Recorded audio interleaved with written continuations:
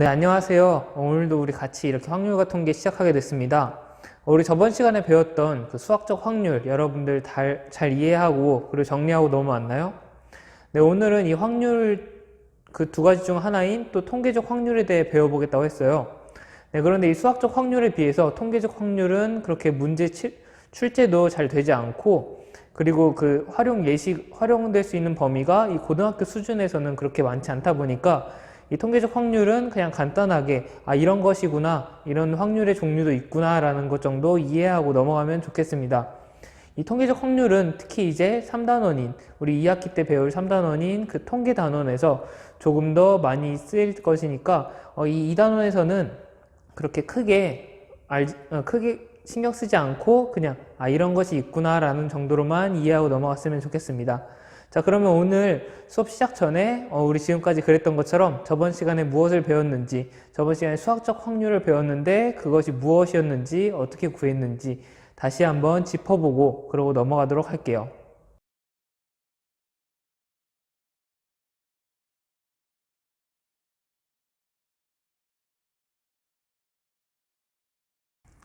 네, 우리 이렇게 수학적 확률을 배웠었어요.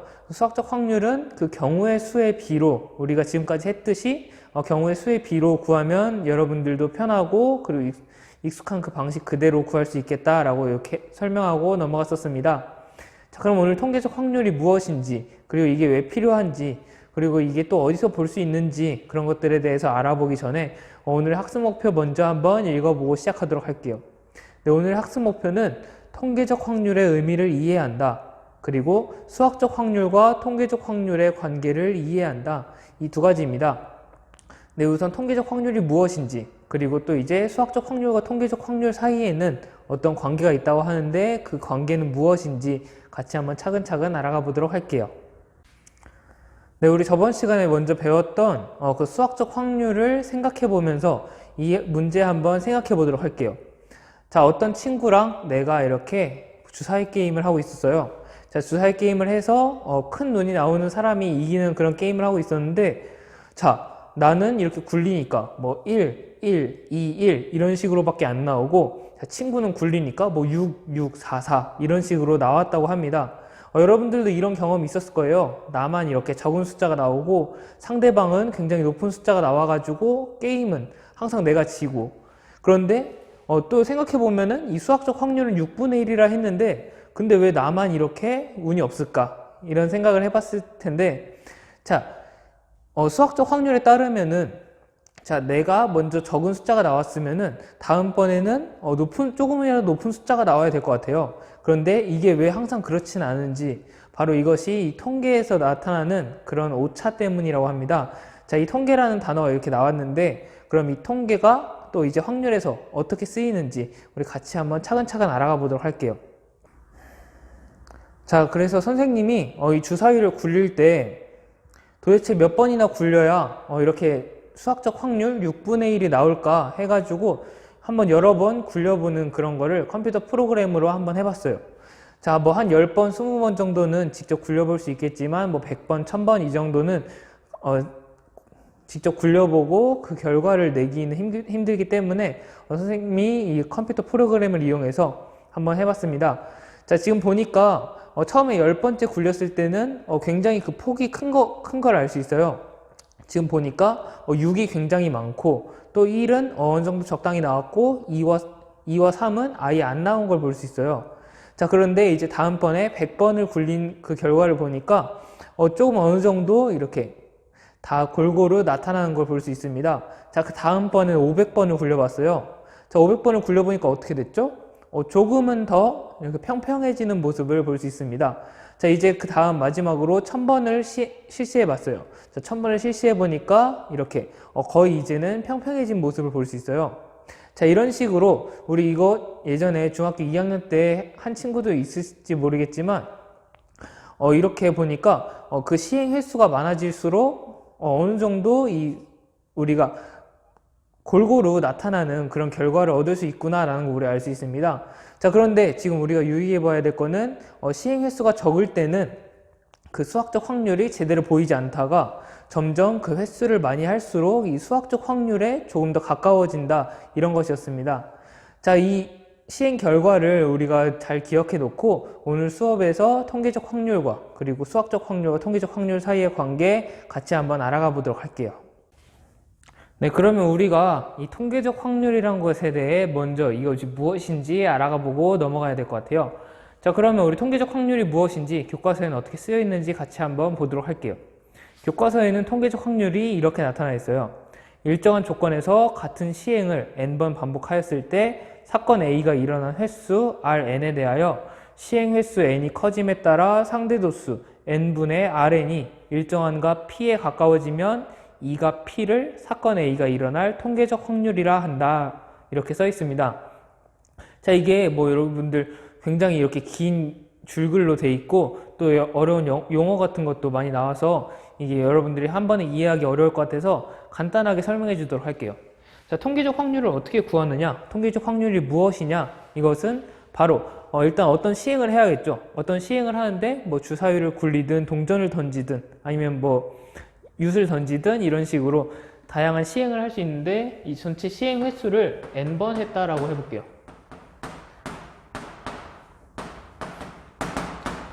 자, 전체 시행을 n번 했을 때 자, 우리가 구하려는 사건 A가 여기서는 사건 A가 발생할 그런 뭐 경우의 수를 구하는 것이 아니라 그냥 사건 A가 나타난 횟수를 써주면 돼요. 사건 A가 발생한 경우가 Rn번이다. 그러니까 뭐 예를 들면은 주사위를 100번 굴렸는데 1의 눈이 50개 나왔다. 그러면 n의 자리에는 100이 들어가고 Rn의 자리에는 50이 들어가게 됩니다. 자, 이렇게 했을 때 전체 시행이랑 사건 A가 발생한 그 경우의 수가 이렇게 될 때 자, 통계적 확률, 사건 A의 통계적 확률을 어떻게 구해주냐?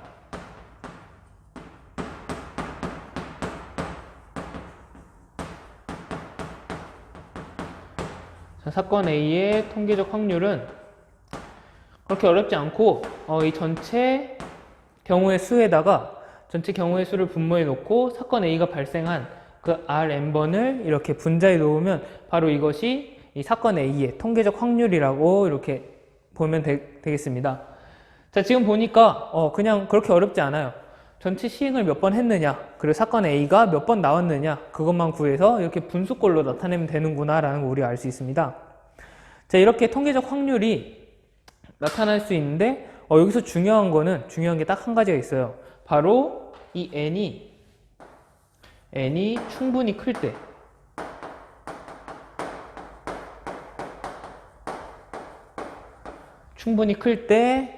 이 경우를 사건 A의 통계적 확률이다 라고 합니다. 자, 이 충분히 클 때라는 것이 여러분들 어느 정도 커야 될까 이렇게 어려워할 수도 있겠는데 여러분들이 만나는 문제나 아니면 그런 상황 같은 거에서는 굉장히 여러분들이 생각하기 어려운 그런 수들이 나올 거예요. 뭐 이제 뭐 몇백부터 시작해서 몇만, 몇십만, 몇천만 이렇게 넘어갈 건데 자, 이 정도로 큰 수가 나타나면은 통계적 확률을 구하기에는 충분히 많은 시행이 이루어졌구나 라는 거 여러분들이 알고 있었으면 좋겠습니다. 자, 그래서 충분히 클 때 뭐 한 몇백 번 이상의 그런 시행이 있었을 때 그 시행에다가 그 사건 A가 발생한 그 횟수를 나누어 주어서 전체 이 사건 A의 통계적 확률을 구할 수 있다는 거 여러분들이 알고 넘어가면 되겠습니다. 자, 그러면 우리 이 통계적 확률이 무엇인지 이렇게 배워봤으니까 예제로 그 개념에 대해서 조금 더 이렇게 명확히 하고 가보도록 할게요. 여러분들 학습지 보면은 오늘은 예제 1번만 이렇게 있었어요. 이 통계적 확률 부분에서는 그렇게 많은 문제가 나타나지 않고 또 그렇게 문제로 내기에도 그렇게 어렵지 않다 보니까 이 부분은 그냥 이 개념만 간단히 이해하고 넘어갔으면 좋겠다 싶어서 많은 문제를 갖고 오진 않았습니다. 자, 그럼 예제 1번, 학습지에 있는 예제 1번 같이 보도록 할게요. 자, 예제 1번이 또 교과서 49쪽에 있으니까 뭐 교과서를 보고 싶은 친구는 그래도 좋습니다. 자, 한번 같이 풀어보도록 할게요. 자, 2016년 우리나라에서 태어난 신생아의 수는 40만 6,243명이었고 그 중에서 여자아이의 수는 19만 8,179명이었다. 임의로 택한 한 신생아가 여자아이일 확률을 구하시오 라고 합니다. 여기서 뭐 단 소수점 아래 넷째 자리에서 반올림 해라 이런 그런 조건도 있긴 한데 같이 한번 어떻게 구할 수 있을지 풀어보도록 할게요. 자, 1번. 자, 통계적 확률을 써야 될 것 같아요. 왜냐하면 이 신생아를 구하는 그 경우는 여러분들 뭐 수학적 확률로 이렇게 생각해 볼 수 있나요? 수학적 확률로 생각해 본다면 뭐 2분의 1이 되겠죠? 남자아이 혹은 여자아이일 테니까. 그런데 또 여기에 영향을 미칠 수 있는 다양한 요인들이 있으니까 이런 통계 결과가 나타났을 때는 수학적 확률을 갖고 오기보다는 그 통계적 확률에 근거해서 이렇게 문제를 풀어주고 이 결과를 제시해 주는 것이 맞다고 할 수 있습니다. 자, 그럼 예제 1번 이 통계적 확률을 한번 구해 보도록 할게요. 자, 전체 신생아의 수는 몇 명이라고 했죠? 40만 6,243명이라고 했어요. 전체 신생아 수가 이렇게 되는데 그 중에서 여자아이 수가 19만 8,179명이래요. 그런데 이제 우리가 생각해 봐야 될 건 이 전체 신생아 중에서 아무나 한 명 뽑았을 때 그 아이가 여자아이 확률이니까 자, 우리 통계적 확률에 그대로 넣어보면 전체 시행 횟수는 아마 이 신생아의 전체 집합이 될 거예요. 자, 전체 신생아의 수.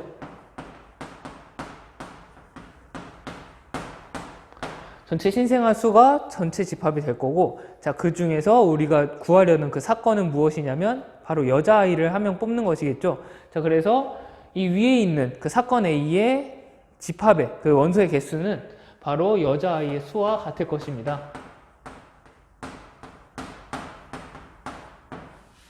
자, 이렇게 신생아 수분의 여자아이 수를 구하면 될 것 같아요.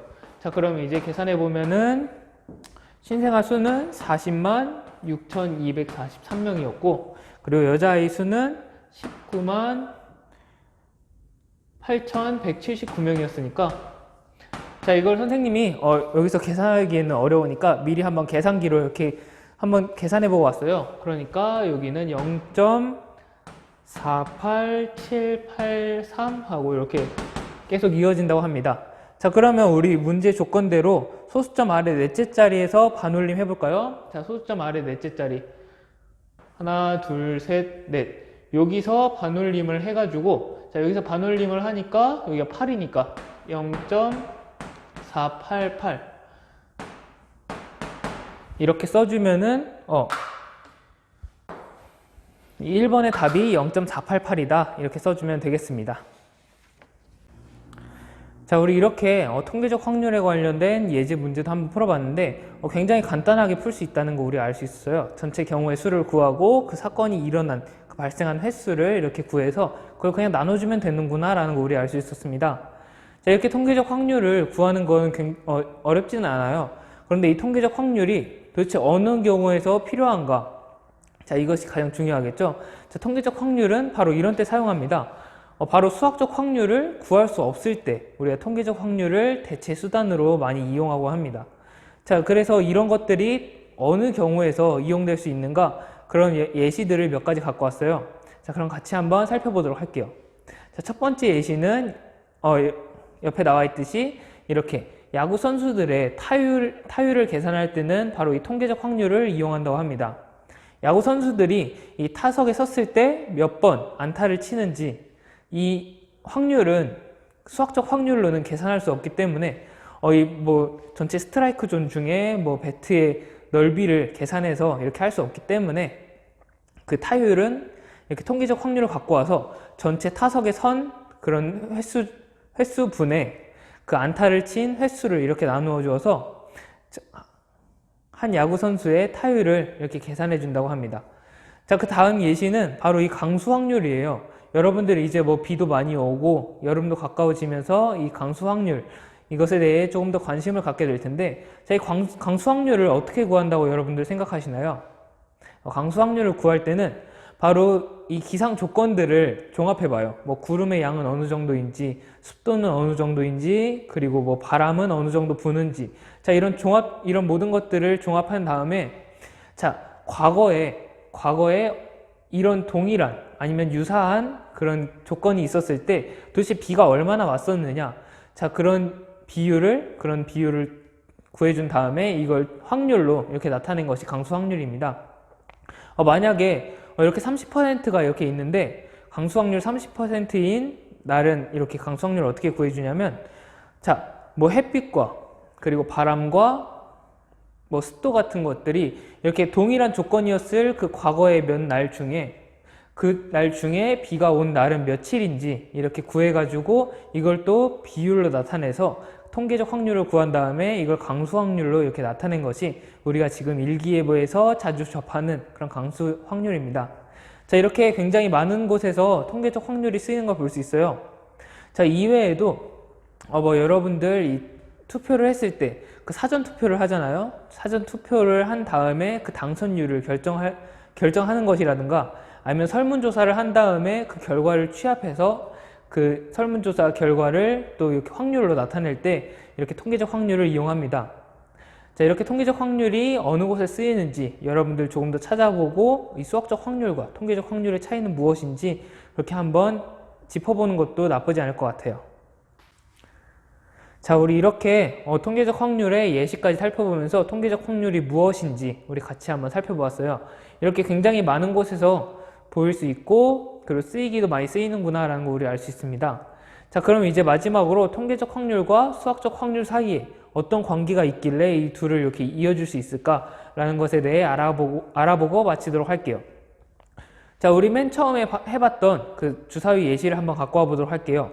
주사위 예시를 보니까 각각의 시행 횟수가 늘어날수록 각각의 눈이 나타난 그 통계적 확률들, 그 통계적 확률들이 점점 우리가 알고 있는 수학적 확률 6분의 1에 가까워지는 걸 볼 수 있습니다. 자, 이렇게 보니까 시행 횟수가 많아지면 많아질수록 통계적 확률은 우리가 알고 있던 수학적 확률에 가까워지는구나, 이렇게 수학적 확률에 가까워지는 경향성을 보이는구나 라는 거 우리가 알 수 있습니다. 자, 이걸 정리하면은 이렇게 표현할 수 있어요. 여러분들 나중에 통계 단원에서 이 부분 다시 짚어주긴 할 건데 이 부분 잠깐 간략하게 그냥 이렇구나 라는 거 정도 이해하고 넘어갔으면 좋겠습니다. 자, 시행 횟수 n번이 많아지면 많아질수록, 자, 시행 횟수 n이 커질수록, 그 값이 커질수록 통계적 확률이 수학적 확률에 가까워지는 그 경향성이 커진다. 그래서 통계적 확률과 수학적 확률의 차이가 작아질 가능성이 커진다라고 이렇게 정리해 두면 될 것 같아요. 자, 그런데 선생님이 굳이 이렇게 말을 길게 풀어서 얘기해 줬어요. 이제 통계적 확률과 수학적 확률의 차이가 작아진다라고 하면 될 건데 이 통계적 확률과 수학적 확률의 차이가 작아질 가능성이 커진다, 이런 식으로 얘기했어요. 자, 이렇게 얘기한 이유는 바로 나중에 또 얘기하겠지만 여러분들이 막 주사위를 1000번 굴린다 해도 정말 극히 일부의 그런 확률로 극한의 확률로 1만 1000번 나올 수도 있잖아요. 이런 경우를 빼놓고 생각할 수 없기 때문에 이 통계적 확률이 수학적 확률과 차이가 작아지는 그 가능성이 커진다라고 이렇게 표현을 합니다. 여러분들이 이 차이가 무엇인지 다시 한번 생각해보고 이게 이 통계에서 또 어떻게 쓰이는지 다시 한번 이제 곰곰이 생각해보는 것도 여러분들 나중에 공부할 때 도움이 많이 될 것 같습니다. 네, 오늘 이렇게 통계적 확률이 무엇인지, 그리고 통계적 확률은 어디에 쓰이는지, 수학적 확률과 통계적 확률 사이의 관계는 또 무엇이 있는지 우리 같이 한번 알아보는 시간 가졌습니다. 자, 여러분들 이렇게 선생님이 계속 말해줬듯이 통계적 확률은 수학적 확률에 비해 그렇게 문제에 출제되는 빈도나 아니면 그 문제의 난이도가 그렇게 높지는 않아요. 통계적 확률에서 나타날 수 있는 문제가 전체 시행 횟수를 주고 그리고 나타난 사건의 횟수를 준 다음에 자, 이렇게 시행이 몇 번 이루어졌고 사건이 몇 번 일어났는데 그때 통계적 확률은 무엇이냐, 이 정도 문제밖에 안 되기 때문에 수능 문제에서 내기도 껄끄럽고 이렇게 수학적 확률을 보통 많이 물어보곤 합니다. 자, 그런데 이 통계적 확률이란 개념은, 통계적 확률을 이해하는 그런 개념은 나중에 3단원이 그 통계 단원에서 굉장히 유용하게 쓰이기 때문에 여러분들이 오늘 배웠던 이 내용들도 그냥 머릿속에 이 정도는 이해하고 넘어갈 수 있으면 좋을 것 같아요. 그렇게 어렵게 여러분들 깊이 파볼 필요는 없고 그냥 이런 내용이구나, 이 정도로 해두고 넘어갔으면 좋겠습니다. 자, 그러면 우리 오늘 통계적 확률 배웠던 내용들 잘 머릿속에 저장해 놓고 우리 다음 시간에 무엇을 배울지 한번 살펴보도록 할게요. 다음 시간에는 확률의 기본 성질에 대해 배워보도록 하겠습니다. 우리 2단원의 소단원 1단원인 그 확률의 뜻 단원에서 가장 마지막 마지막 내용인 확률의 기본 성질인데, 자, 이 확률의 기본 성질이 무엇인지 배우고 우리 지금까지 했던 내용들 잘 복습해 보면서 그렇게 수업 마치도록 할게요. 오늘도 수업 듣느라 수고 많았고 다음 시간에 또 만나도록 하겠습니다.